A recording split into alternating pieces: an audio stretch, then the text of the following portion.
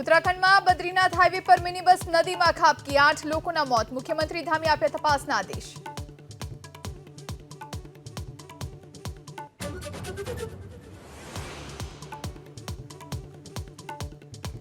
રાજ્યમાં 4 દિવસ બાદ ચોમાસું ફરી થશે સક્રિય। આજે 23 જિલ્લામાં વરસાદની આગાહી। 19 જૂને વલસાડ અને દમણમાં વરસશે ભારે વરસાદ।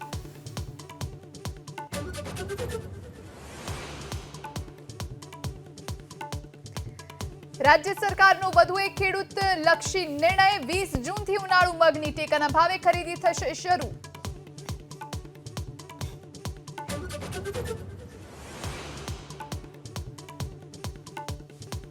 ભરૂચના અંકલેશ્વરમાં કેમિકલ વેસ્ટના ગેરકાયદે નિકાલનું કૌભાંડ। ટેન્કર સહિત 27 લાખથી વધુનો મુદ્દામાલ જપ્ત। કંપનીના માલિક વિરુદ્ધ પોલીસ ફરિયાદ।